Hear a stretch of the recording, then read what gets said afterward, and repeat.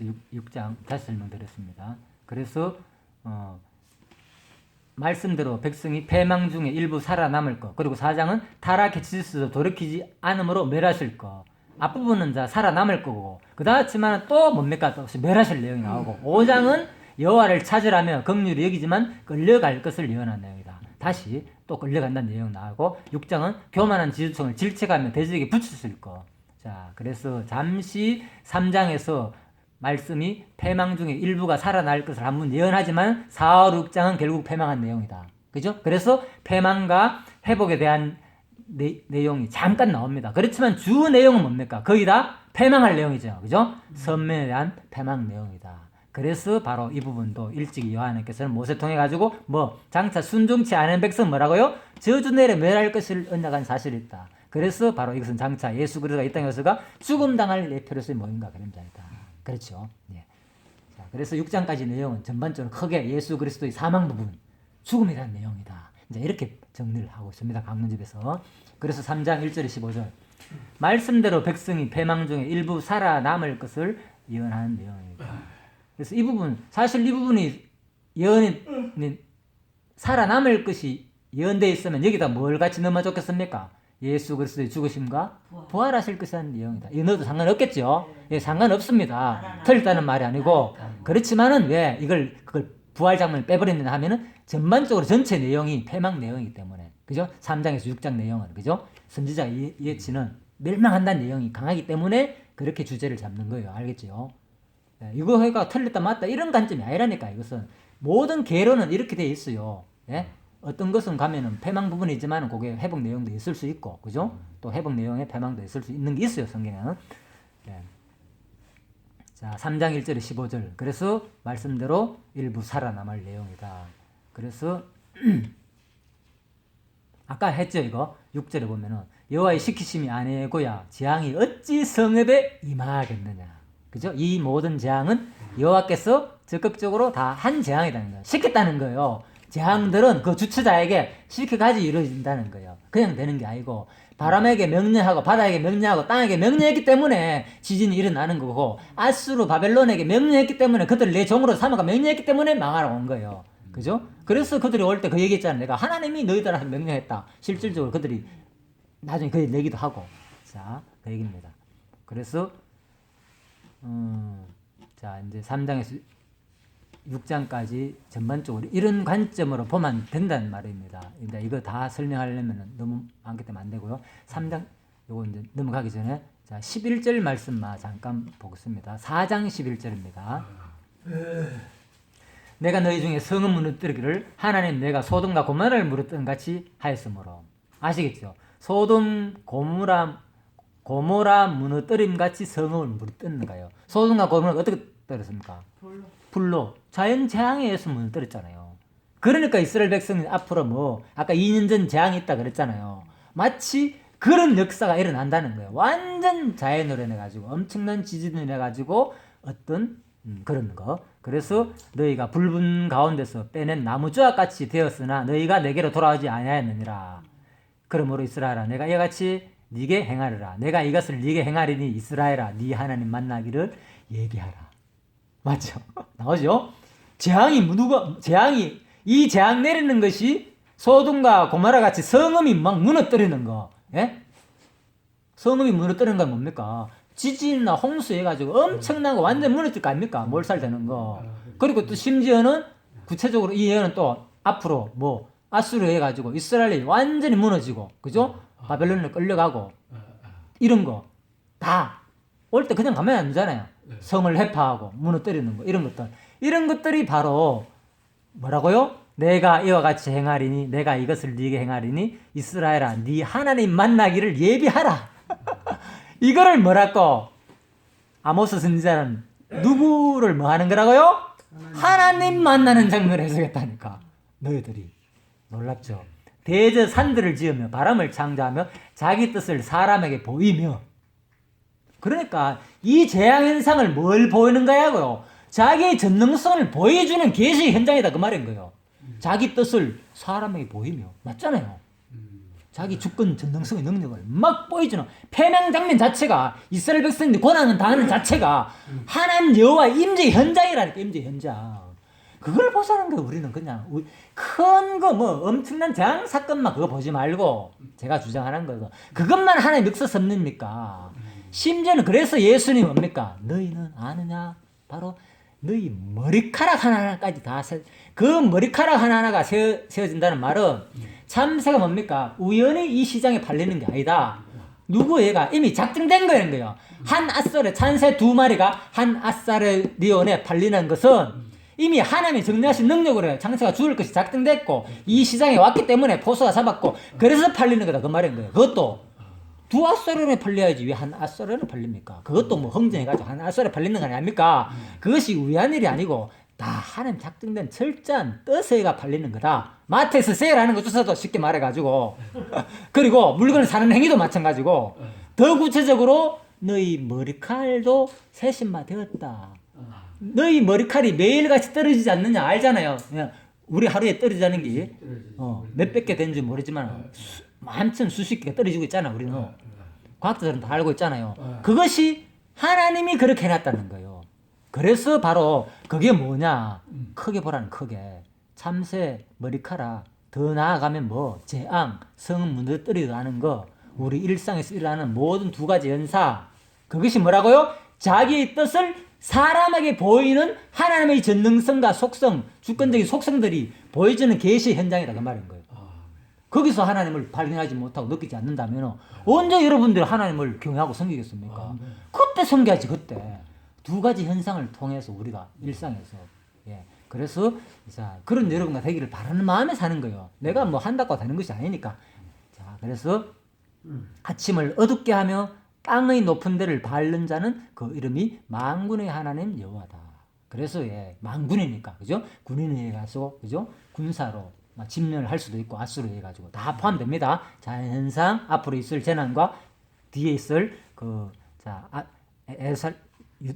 예루살렘과 유다의 패망 다 됩니다. 네, 그래서 바로 주석에서 이 부분을 어떻게 해석했는가 하면은 한편 범죄한 인간이 하나님을 만난다는 것은 그 자체가 심판이고 죽음의 결과를 초래하는 것이라 할 수 있다.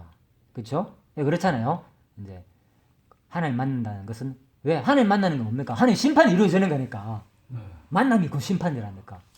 죽음을 초래하고. 그래서 하나님을 향해 하나님께서는 북이스라엘 백성들을 향해 하나님 자신을 만날 준비하라. 그건 뭐? 곧 심판을 말하는 거죠. 심판이 곧 죽음을 초래하고 그것이 뭐라고요? 하나님 만나는 거고 만나는 자체가 그래서 뭐라 내가. 그래서 바로 그게 하나님을 만날 수 있는 여호와 계시다는 거예요. 그래서 우리가 이 만남을 통해 가지고 하나님을 바라보자. 이 우주 현상의 모든 섭리를 통해서 하나님의 그 속성을 우리가 보고 느끼자 그 말입니다. 자, 그래서 5장 부분에 자, 넘어갑니다. 자세한 것은 나중에 우리가 강론도 배울 때 자세히 하도록 하고요.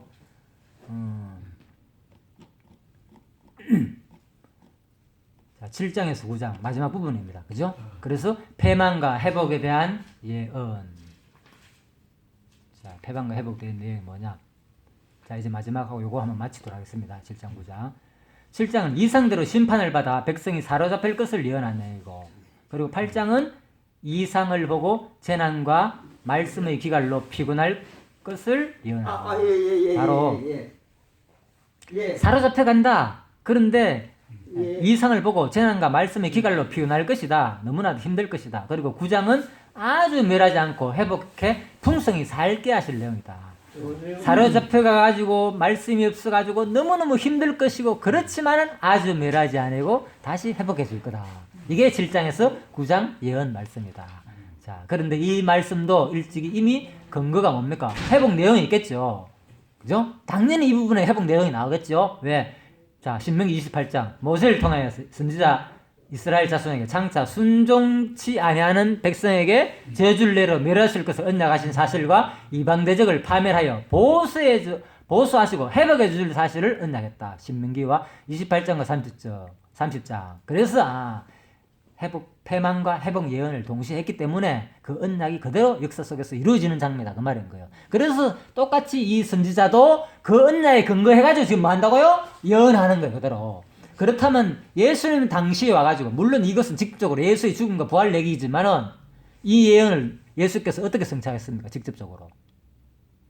이게 사복음서의 핵심입니다. 사복음서의 핵심 내용. 사복음서가 예수님 와가 한 내용이 뭡니까? 거의 다 가르친 내용이 많잖아요. 표적을 통해서 가르친 내용. 기적과 표적을 통해 가르친 내용. 그래서 바로 예수님이 오셔가지고 참 선지자로 오셔가지고 수많은 말씀을 가르치며 성취할 내용이라니까. 바로 가르침으로. 예, 핵심은. 예. 그래서 바로 앞으로 너희들 뭐 마태복음 25장에서 앞으로 뭐 예루살렘 뭐 할 거요? 망한다.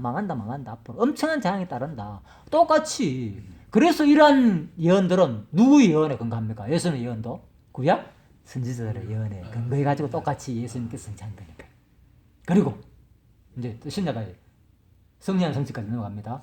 성령이 오시면 그라마. 그래서 요한계시록의 핵심, 요한계시록의 해석 관점. 물론 다른 부분도 있지만 서서히도 망한다는 얘기가 있어요. 그죠? 앞으로 부활 얘기도 나오고 앞으로 망한다는 거 있잖아요. 그죠? 곤도에서 나오고. 하지만은 근데 요한계시록에 보면 특히 마지막 부분에 앞으로 뭐 너희들 망한다. 이제 요한계시록 해석 관점이 보이죠? 그렇죠. 그러니까 그게 뭡니까? 뭐예요? 근거해가지고 구약 예언에 근거해가지고 요한도 하나의 선지자라니까요.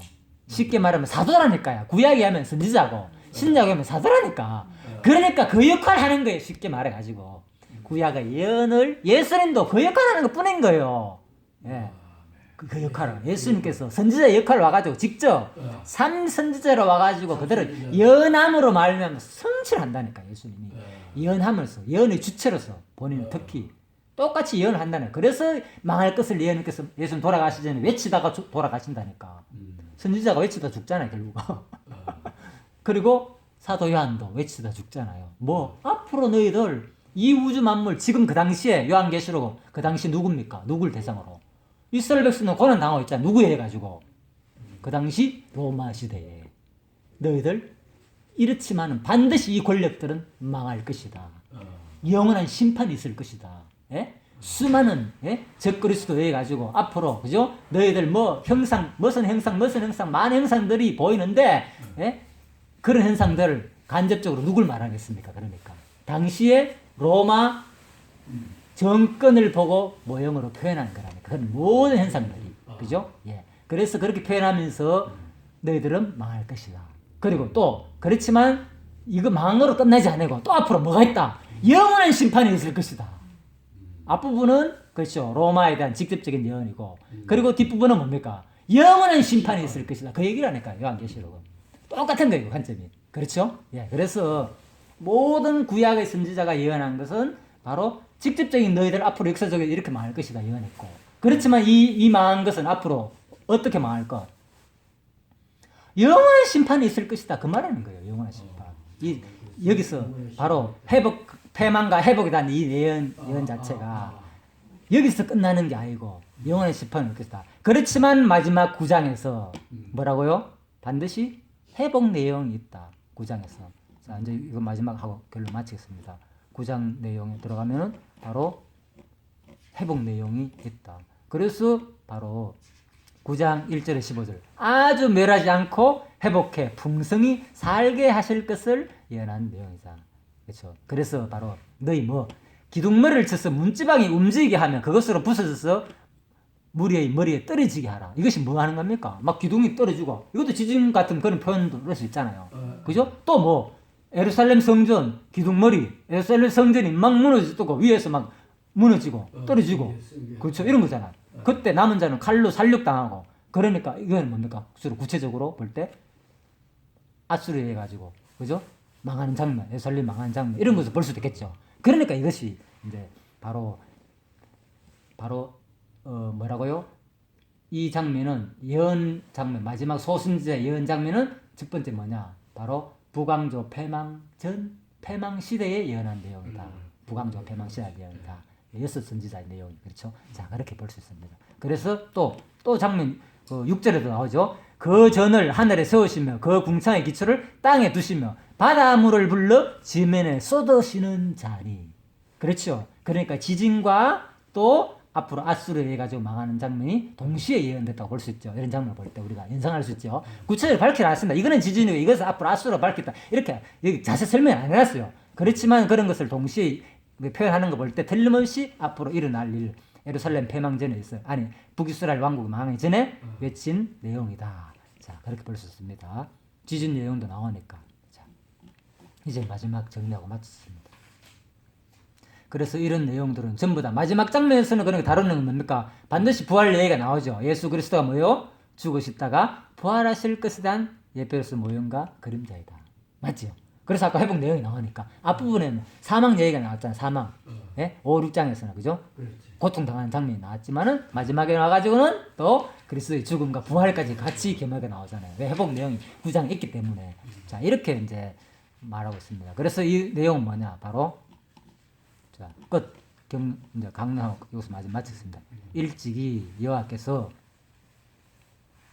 전체 내용입니다. 신명기 이미 너희들은 장차 거할 그 땅, 기업의 땅에서 이스라엘 백성이 이방 신들을 엄란히 쫓아 여호와를 버리고 언약을 어김으로 진노하실 것을 언약한 사실이 있다. 그래서 이 예언의 핵심은 피상적으로 너희들이 이렇게 하나님을 어기고 이스라엘뿐만 아니고 주변 나라 백성들도 전부 다 율법을 어기고 사회 정의를 상실한 너희들 다 망한다. 너희들 죄 때문에 망하는 것지만은 근본은 뭐라고요? 이 언약의 그 근본은 바로 일찍이 신명기 31장 16절. 먼저 너희들은 뭐 이방신 성일 것이다. 그 가나안 땅에 들어가면 나를 버릴 것이다. 그 언약을 어김으로 그때 나 뭐 진노한다는 거예요. 이 언약이 우선이라는 거예요. 그래서 너희들이 망하는 것이 우선이라는 거예요. 그런데 가까이 들어오면은 어디 가까이 아모스 선지자에 들어오면 뭐 때문에 망한다고 애들이 주변 6 나라 왕들은 너희 죄 때문에 사회 정의를 상실했기 때문에 망하는 것이고 이스라엘 백성은 유다와 이스라엘은 뭐 하나님 율법을 어기기 때문에 망하는 것이라고 예언했지만은 실질적으로 그 언약의 근거는 더 앞선 언약은 뭐라고요? 신명기 31장 16절에 너희는 가나안 땅에 들어오면 내 언약을 어기고 범죄할 것이다. 이미 그때 나는 진노할 것이다. 그 언약이 성취되는 장면이다. 그 말인 거예요. 핵심은. 그래서 바로 언약이 이루어지는 장면. 그래서 도대체 왜 하나님의 언약 성취를 강조하는가? 왜? 이 언약 하시고 이루어질 때 무엇을 깨달으라고? 역시 이 우주 만물의 모든 현상들은 하나님의 언약 하시고 그대로 이루심으로 바로 하나님이 살아계신 여호와를 확증하라고. 그리고 그 확정이 될 때 나를 경외하고 섬기게 된다는 거죠. 바로. 예. 그래서 성경 내용은 다른 거 없어요. 직접적인 내용은 이 언약은 장차 또 1차적으로 누구? 장차 오실 그리스도가 바로 이방인 신에 의해 가지고 이방인에 의해 가지고 넘겨져 죽으셨다가 이거 나오죠? 부활하실 것의 내용이다. 결론은. 그죠? 그래서 부활하실 것에 대한 예표로서 모형과 그림자이다. 그렇지만은 이 모든 섭리는 바로 언약대로 이루시는 여호와이심을 택한 백성으로 하여금 깨달아 알고 그를 경외하며 섬기도록 하시는 데 있다. 그래서 우리가 하나님을 경외하고 섬기지 않는 이유는 뭐 때문에 하나님을 경외하고 섬기지 않겠습니까? 우리가 우리 일상에서 우리 모든 삶이 하나님이 창선 작정하시고 언약대로 이루신 여호와를 보지 못하기 때문에 뭐 하는 거예요? 현상들을 알겠죠. 이것은 작정이지만은 그죠? 구체적인 작정 가운데 현상을 통해서 모든 것이 이루어지기 때문에 이 현상들은 바로 이스라엘 백성들이 왜 이렇게 살면 되냐? 그것은 언약대로 이루어졌다는 거예요. 우리들도 왜 내 삶이 이런 모습이냐? 바로 하나님 작정한 것이 뭡니까? 성취되는 현장이라는 거예요. 바로 그래서 그것을 보자는 거예요. 그래서 끊임없이 우리는 우리의 삶 속에서 그래서 이러한 목적에 따라 남북 왕조의 패망과 회복에 대해 예언하도록 섭리하시고 이어서 열방과 선민의 결국에 대해 예언하도록 섭리하신다. 그래서 모든 예언의 근거는 창세전 작정, 그 언약이 바로 여기 있죠. 창세전 작정. 그리고 그 언약하신 말씀에 바탕을 두고 있다. 구약이 언약이 성취됨으로 왜 강론집에 끊임없이 언약 성취 이 말밖에 없는가 하면요. 뭐 하기 위해서? 뭘 하기 위해서? 우리에게 뭘 알려주기 위해서? 바로 하나님은 끊임없이 모든 역사 섭리를 통해서 뭐 하시는 분으로 자기의 존재와 속성을 어떤 분인가 구체적으로 그 5대 속성을 우리한테 얼마나 전능하시고 능력이 많으시고 주권적이고 또 얼마나 신실하시고 언약들이 이러니까 또 영원하시고 너희들은 시간적인 존재일 수밖에 없지만은 나는 영원한 존재임을 깨달은 거예요. 우리가 그렇죠. 예. 그리고 그 가운데서 또 내가 얼마나 자비로운지를 깨달으라고 알려주는 말씀이 바로 모든 성경 말씀입니다. 예. 그래서 그것을 깨닫는 저와 여러분들이 되기를 오늘 이 아모스 말씀을 짧은 내용이었지만 공부를 타면서 개괄적으로 살펴봤습니다. 그래서 그렇게 되기를 간절히 바라면서요. 예. 기도하시고 마치도록 하겠습니다. 살아계신 하나님 아버지, 정으로 감사를 드립니다. 오늘도 이렇게 아모스 말씀을 통하여 참 주님께서 이 말씀을 들려주심을 감사를 드리고, 정말 하나님은 창조하시고 분명히 심판을 하시는데 정말 그 과정 가운데서 정말 권고와 형통이 계속 물려 돌아가지만 참 우리는 주님을 발견하지 못할 때가 삶 가운데서 너무 많이 있습니다. 주님이 이 말씀을 통하여 다시 한번 깨우치고 이 말씀을 통하여 빛비춰 주심을 감사를 드리고 다음에 만날 때까지 주님 또 인도하여 주십시오. 감사를 드리며 살아계신 예수님 이름으로 기도하였습니다. 아멘. 예, 수고하셨습니다.